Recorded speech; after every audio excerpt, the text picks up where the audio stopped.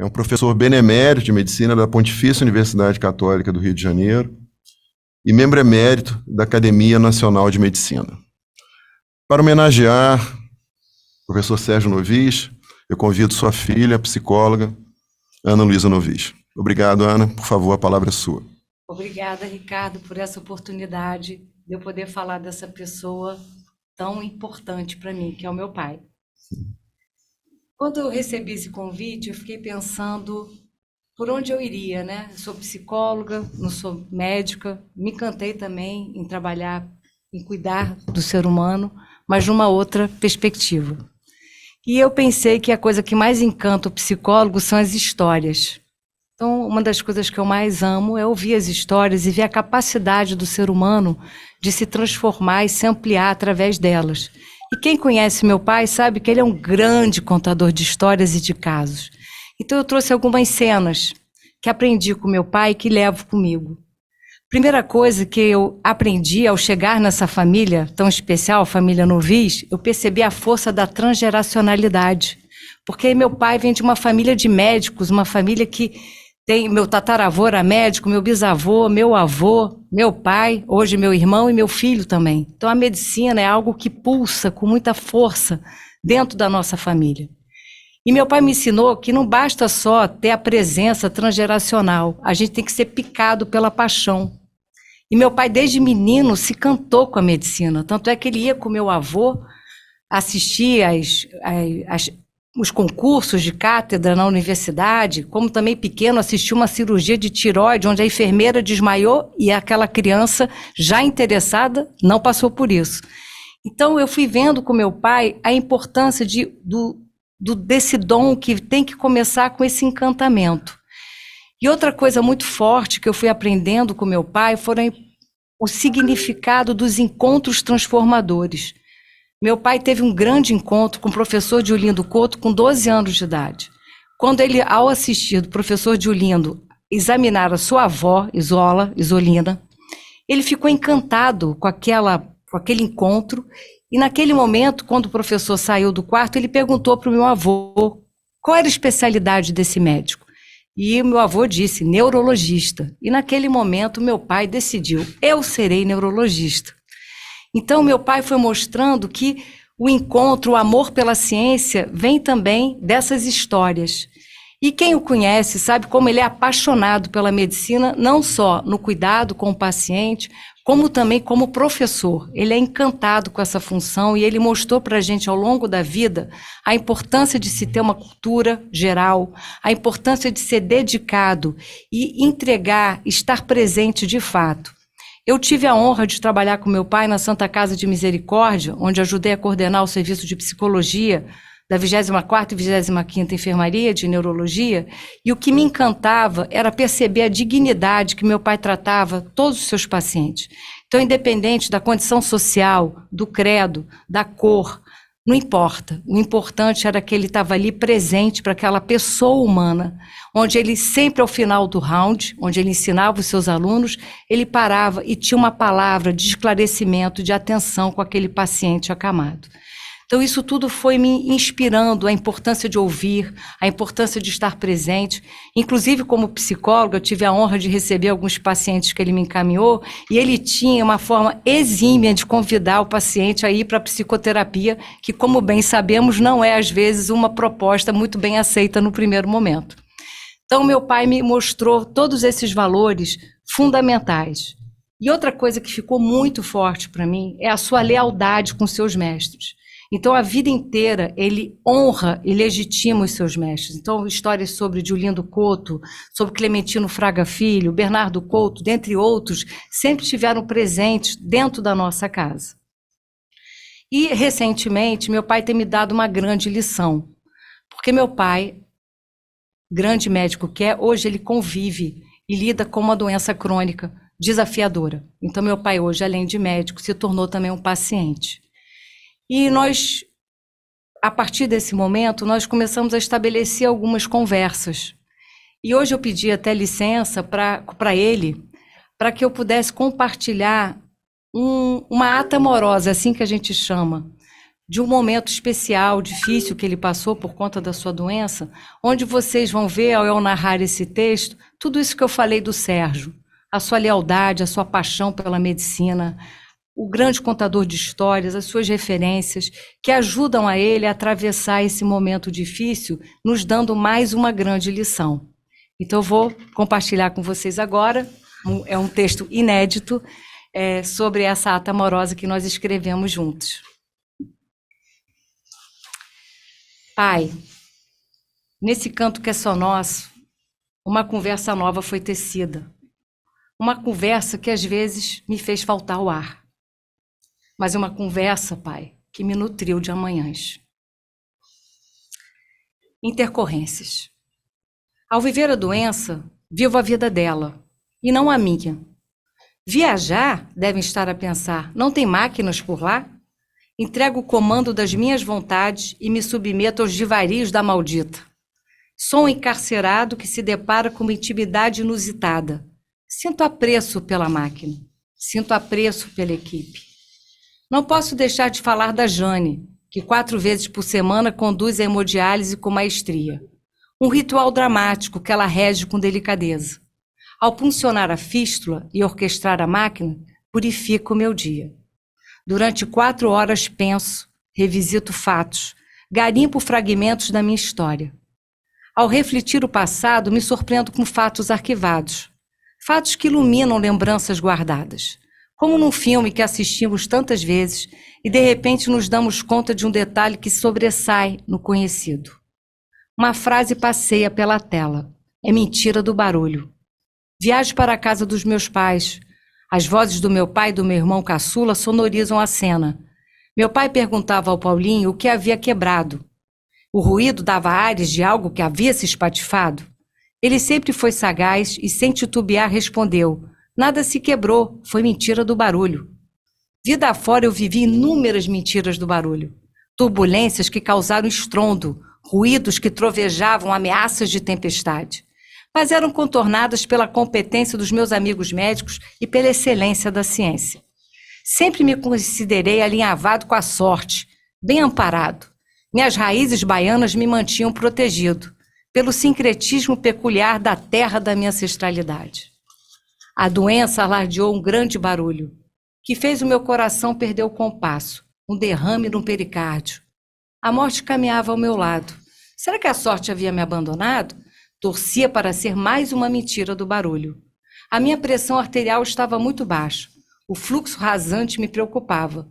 A tecnologia foi minha aliada. Liguei para a doutora Joana, minha nefrologista, e compartilhei o cenário. Como amante inveterado, dei à medicina um protagonismo à cena dramática.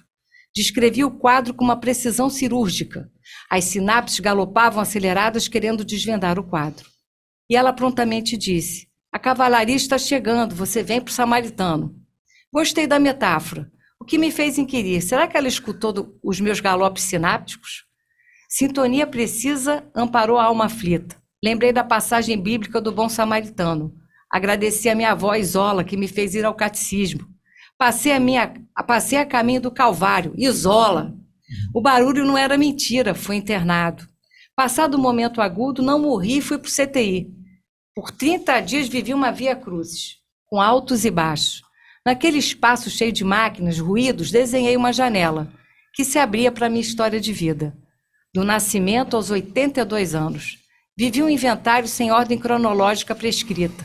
A cada dia uma rota se desenhava e preenchia o meu vazio. As histórias têm poder de dar asas ao confinamento. Meu padrinho de batismo um dia veio da Bahia de hidroavião, um avião que não tinha autonomia de voos longos.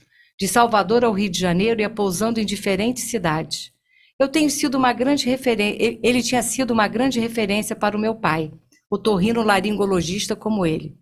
Era um amante da medicina aplicado e dedicado. Da janela me vi num hidroavião. Um passageiro aberto aos pousos e decolagens que tocavam a minha emoção. Um voo mais longo que do meu padrinho, 82 anos de histórias, afinal não tem poucas rotas. Com 6 anos de idade, aprendi a ler e escrever e a fazer as 4 operações matemáticas. Dona Idalina Sobral Pinto, minha primeira professora. Ela descortinou minha janela para o mundo. No CTI, quantas subtrações de medo, somas de acolhimento, multiplicações de esperas e divisões de poder tive que fazer. Ser médico e paciente exige uma aritmética permanente. É uma lição desafiadora que tenho que aprender. Descobri nos livros e nos ensinamentos a beleza da vida. A minha professora semeou meu desejo de ser educador e fui apaixonado. A relação com a minha amante, a medicina, não se restringia à clínica, também era na educação. O que me leva a considerar que, de fato, a aposentadoria de um apaixonado nunca chega. Continuamos vinculados. Compartilhar as histórias das descobertas científicas, dos casos desafiadores, a prática das rotinas mantinha um amor por essa ciência e arte viva e cultivada. A universidade, o ambulatório, o consultório viviam numa bela harmonia. Tinha a habilidade de manter o meu desejo conservado. A doença não arrefecia a paixão. Não cuidei só de doenças, cuidei de pessoas. A história de cada uma delas dava a tonalidade do tratamento. Às vezes precisava mais de ternura, às vezes de firmeza, mas a minha presença era sempre intensa, tanto pela largura, quem conhece ele sabe o que eu estou dizendo, como pela dedicação. O diagnóstico pasteurizado da indigestão no relacionamento. Cada paciente foi único. E hoje, como paciente, sei o quanto os amigos que me mantêm pessoa me fazem um grande bem. Às vezes a mentira do barulho esconde outros barulhos. Com o diapasão, temos o desafio de afinar a escuta e dar ao paciente uma musicalidade para acalmar o cérebro. Por que cérebro e não coração? Como neurologista, sei que nos apaixonamos, sofremos, ficamos amigos, apreciamos a vida com o cérebro, sede dos pensamentos e das emoções. Sempre defendi a ideia de que os cartões do Dia dos Namorados deveriam ser um cérebro desenhado e não um coração. A morte mudou de moradia. No passado, era no coração. Seu galope silenciado decretava a sentença final. Hoje ele pode até parar, mas o cérebro não. Minhas sinapses lutaram por mim, o que me leva a pensar: se deixarmos nossos pensamentos e emoções ao cargo da doença, morremos em vida. Esse é meu pai, que se mantém vivo sempre. Obrigada. Obrigado, Ana. Começamos, como falei, né, de maneira emocional, emotiva, né? Você foi muito feliz. E professor Novis, sei que ele está nos vendo, né, escutando também. Mesmo à distância, ele continua, ele falou, ele não aposenta, né? A pedagogia não aposenta. Ele está nos ensinando aqui, né? Através do escrito, através da sua voz. Aprendemos muito aqui, né? Nesses poucos minutos, né? Com essa pequena narrativa. Eu sou muito privilegiada porque eu ganho para ter aula de resiliência todo dia. Então, as pessoas me ensinam e eu ainda recebo por isso. Então, eu acho que todas as pessoas, os pais que foram reverenciados aqui, mostram muito essa capacidade de resiliência, de ter um olhar para a possibilidade. Porque eu acho que o que é muito forte em todas as histórias é que foram homens que sempre buscaram um caminho. Tem uma frase do meu pai que eu gosto muito, que ele botou na enfermaria: saber o certo, fazer o possível. Então ele dizia, a gente sempre tem que saber o que é certo fazer, mas a gente tem que sempre criar o que é possível fazer. E eu acho que a gente viveu aqui a beleza de histórias de homens que foram resilientes, sempre escolheram um caminho de ética, de amor ao que faziam, e principalmente assim, um olhar muito profundo para o outro, né? Eu acho que nós, filhos, tivemos a oportunidade de ter pais que lutaram para a gente ser um ser humano melhor. Nós temos dentro de nós frases que dirigem, como fosse uma bússola amorosa, que direcionam nossos caminhos quando nós vivemos as nossas adversidades, hoje adultos, ou como vivemos mais jovens, mas hoje eu vejo, eu sou mãe, né, sou avó hoje, então assim, o quanto que eu vivi com meu pai, eu não posso deixar também de falar da minha mãe, o quanto a presença da família, dessa postura ética e correta na vida é fundamental, e isso a gente ganhou ouvindo histórias, conversando, que é hoje uma coisa que a gente não pode deixar de pensar, de ter espaços mais para se trocar ideias, para se conversar, para os jovens poderem ouvir essas histórias e se inspirarem. Porque hoje a gente vive num mundo que é tanta informação que você não tem tempo para refletir, para pensar sobre o que você está aprendendo, o que você está absorvendo. O Romeu lançou um neologismo, né? Como é que é, Romeu? Curto prazista, foi isso que você falou? Não, não. São. Acho que conta também um pouco das mídias sociais, né? Acho que vamos ficar rico logo. Tudo é muito bonito, né? Então a gente acaba. Eu falo para meus filhos, né? Resiliência, é uma corrida, é uma maratona. Sucesso profissional não vem de uma hora para outra, tem que ter muita resiliência, disciplina, ética, como a Ana falou, né? Então, sei lá, é a minha impressão. Eu até me identifiquei, eu não tive médicos acima de mim, né? Não tive um tio, mas que não influenciou tanto, não. Eu fui cavando meu caminho, né? Mas hoje eu tenho 2 filhos, né? Dos meus 4, que tem um médico já e outro estudante, né? E eu lembrei que foi a mesma coisa, meu mais velho, quando falou que ia fazer medicina, eu olhei assim, tipo, ele ficou assim, como assim? Todo mundo gosta quando o filho faz o caminho do pai, você não me deu incentivo nenhum, eu tava me identificando, eu falei a mesma coisa para ele. Cara, não é fácil, né? A coisa é difícil. E ele olhou para mim e falou assim, você acha que eu não sei? Eu convivo com você há tanto tempo, vejo, né, que você sai para trabalhar, as dificuldades, as coisas. E aí eu perdi o argumento, falei, bom, se você prestou atenção e sabe como é, vai com Deus. E graças a Deus ele está seguindo um bom caminho, né? Agora eu tenho mais um lá para educar também. E essa é uma preocupação, né? Eu sou professor universitário também. Eu tenho uma grande preocupação, né, de passar não só a matéria, né, como postura, um exemplo, uma coisa que é difícil, né, que às vezes se perdeu, né? E para essa geração que o Romeu falou aí, curto prazista, às vezes não é tão valorizado, né? Tem uma outra mensagem aqui, da Dora Garfunkel, e ela diz, é impressionante o legado que esses nossos pais médicos nos deixam e deixaram como seres humanos. Muito orgulho de ser filha, né, desta geração. Ela é filha do Dr. Meyer. Eu sei, Meyer Garfunkel. Eu lembro dele lá no Samaritano também, internando. Grande médico também. Grande médico. Então, acho que assim é um uníssono, né? Falando foi colega de turma do meu pai, também lembro dele com muito carinho também. Ah, é? Meu pai gostava muito dele. É de 1960, não é isso que você falou, da Faculdade de Medicina? Né? Acho que é 59, né? Mas eram amigos. Da Faculdade Nacional de Medicina também, da Universidade do Brasil. Grande médico. Eu não sei qual é a solução. Fala, Marino. O Meyer Garfunkel que você está falando? Isso, Isso, a filha dele deixou uma mensagem aqui. Era grande figura, realmente.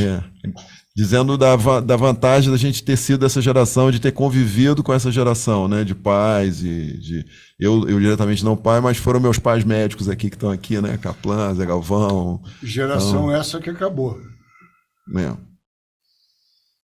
Deixa eu falar isso aí. Geração essa que está acabando. Eu não sei, talvez a vida vive em ciclos, será que a gente não vai... Eu acredito nos ciclos, nós estamos na maré vazante, de repente vai surgir aí um grupo novo. Deus criou assim. Bom, eu acredito sempre, acredito sempre. Eu acho que a gente sempre... Às vezes a gente tem que perder, é aquela coisa, a gente perde para entender o que a gente tinha de precioso e para me buscar de novo, né? Então, eu sempre tenho esperança no ser humano. Então, acho que a gente pode... Mas acho que a gente tem que contribuir para essa esperança tem que dar um empurrão. Desabrochar, né? Tem que empurrar. Eu acho que aqui falando agora, um dos sonhos do Ricardo, né, quando criou essa Humanidades, foi isso, né? A gente estava discutindo também aqui, trazer habilidades, né, diferentes, né? Uma palavra em inglês skills, mas também usar habilidades, né? Não técnicas, que normalmente a faculdade se preocupa muito em passar a técnica, né? A radiologia, lá, o exame físico, um espetáculo isso, né? E o resto era passado pelo exemplo dos professores, pela aquela coisa de seguir os professores. E hoje talvez, né, a geração aí não tem essa habilidade de seguir, e a gente tem que realmente depurar e arrumar isso e passar para eles, como a Humanidades eu acho que tem se proposto a fazer, entendeu? Discutir outros temas dentro do atendimento de saúde, né? Isso ser passado e perpetuado com exemplos como esses aqui, com casos, com debates, com discussão, para que essa geração talvez crie isso e possa revigorar isso que você falou dessa geração que acabou, né? Ou não acabou, está numa maré vazante, está numa maré baixa. Talvez maré baixa. Talvez estamos na maré baixa e possamos subir, né? É difícil, né, ele aprender. Eu comparo muito com a arte marcial, né? Eu tenho uma experiência em arte marcial. O arte marcial, as pessoas aprendem seguindo, né? Eles antigamente se dedicavam totalmente a seguir quem era considerado o melhor mestre. E seguia mesmo. Até o nome japonês para isso é um nome até pior do que escravo, que eles falam. É o cara que segue. É um nome, não convém aqui botar, mas é tradução do japonês literal para português não é muito boa. Mas é um escravo. Então ele se escraviza para conhecer o outro, para ficar ao lado do outro e aprender o que o outro tem. Hoje tem muito mais facilidade. Eu fico impressionado que eu falo assim, nossa, o que a gente antigamente demorava para procurar, quanto tempo a gente demorava para achar um artigo científico? Quanto tempo a gente demorava para achar um artigo científico na literatura, né? Hoje você, com 2 cliques na internet, você tem tudo. Aí é o outro lado, tem demais. Você tem que ter filtro, né? Para poder aprender o que você quer, o que você não quer. Mas eles têm facilidade e às vezes não sabem buscar. Não sei. Digo, o que vocês acham? Alguma pergunta aí? Eu penso assim, que hoje a gente tem, de fato, essa necessidade muito grande de saber, né? Então, todo mundo fica muito preocupado de estar sempre muito bem informado, muito atualizado, com todos os papers, com todos os artigos. E, às vezes, deixa de perceber que, muitas vezes, para o paciente, não que isso não seja importantíssimo, mas a presença do profissional de saúde ao lado é o que marca, porque o que eu escuto dos meus pacientes não é a excelência da terapêutica, é como o médico cuidou dele humanamente. Então é isso que ele guarda, é isso que quando infelizmente a gente perdeu o Ricardo, quantos relatos, e os relatos eram emocionados pela atitude dele com seus pacientes, como ser humano. Eu mesmo presenciei o Ricardo cuidando de uma amiga minha, de uma conhecida minha, e a postura dele com ela, ele conseguia entender a aflição, dele, além da excelência que ele tinha. Então, assim, mas o que ela guardou foi o cuidado, né? O cuidado, aquela ideia dele de sempre fazer a barba de quem estava no CTI, para a pessoa manter a sua dignidade. Ele dava Banho, pois é. Pacientes de Ipanema. Ele fazia questão de dar o banho. Então, aquilo a pessoa guarda para o resto da vida, né? A Marília Guimarães aqui diz que os médicos mais jovens têm a missão de não deixar de esquecer grandes exemplos da medicina e humanidade, né? Obrigado. Apesar da gente estar caminhando para o fim, a gente tem uma participação aqui ao vivo que a gente não pode deixar de ver. O doutor Sérgio quer participar aqui ao vivo, por favor. Demorando. Olha ele e o cérebro. Pode falar, doutor. Eu queria O som está baixo. fazer um rápido pronunciamento. Muito baixo. Assisti essa deslumbrante sessão com muita emoção. Em primeiro lugar, o tempo todo, ela me lembrou de Ricardo Cruz. Foi um homem absolutamente fora de série, que realmente dava importância ao paciente e dava demonstração disso, solucionando a doença que o paciente tinha. Mas fez a todos nós melhores médicos, nos incluindo nessa permanente revisão da humanidade na saúde. A outra emoção muito grande que eu tive foi que eu assisti essa sessão fazendo hemodiálise. Vocês não podem acreditar qual é a repercussão de alguém que está preso a uma máquina e depende dela para continuar a viver. E, de repente, ao invés de coisas pesadas, coisas tristes, não entender muito o porquê daquilo tudo, nós somos brindados por um momento de extraordinária beleza. Eu me recordo muito do nosso querido Kaplan, vi muito doente com ele, e ele, quando um doente tinha uma chapa de tórax difícil de interpretar, ele dizia assim, olha, em radiografia de tórax, eu sou amarino dependente. Descemos lá do alto da São Vicente, íamos para o Samaritano, e aí saía a solução do problema.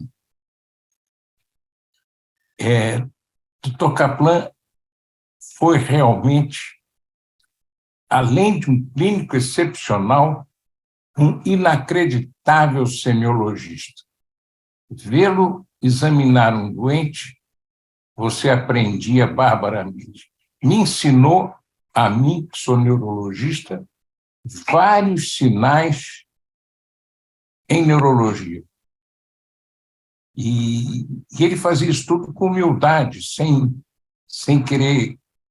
Foi realmente um ser extraordinário. Eu me emocionei muito com o relato tão perfeito que houve dele. Mas, por fim, começou de uma forma e é ao contrário do mandamento cirúrgico. A gente começa a cirurgia com anestesia. E vocês resolveram fazer essa cirurgia de hoje, no que concerne a mim, começando já pelo final da cirurgia. Já, enfim, vencido tudo e feliz. Ana Luísa, vocês viram, é uma pessoa muito especial. Eu brinco muito com ela, que ela me fez maior que Leonardo da Vinci. Leonardo da Vinci fez a Mona Lisa. Eu fiz a Mona Ana Luísa. Só que a do Leonardo da Vinci não fala, não ouve, não enxerga, está aprisionada numa tela, demonstra a perfeição do pintor, mas nada diz sobre ela. Enquanto que a Mona Ana Luísa,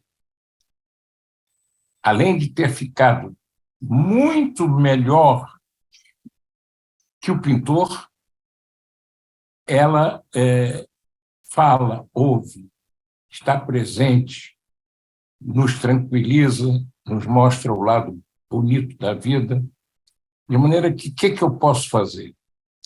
Quando recentemente, numa situação grave de saúde, eu segui o conselho de meu pai, que dizia: em situações difíceis, siga os bons exemplos.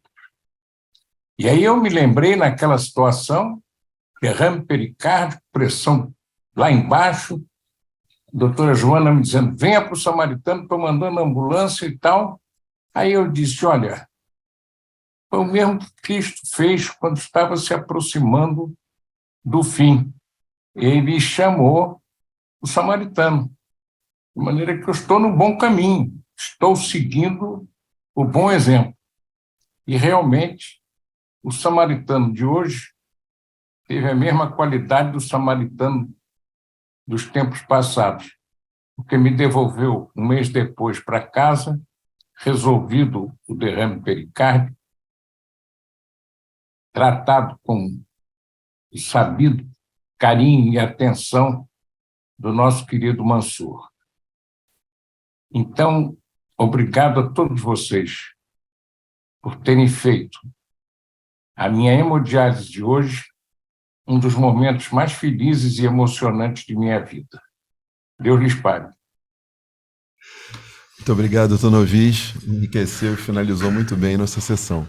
Queria agradecer a Marino, a Romeu, a Ana, Otávio, a participação, e passar a palavra para Edmar encerrar a sessão e chamar a próxima sessão, o assunto, o tema da nossa próxima sessão. Obrigado a todos.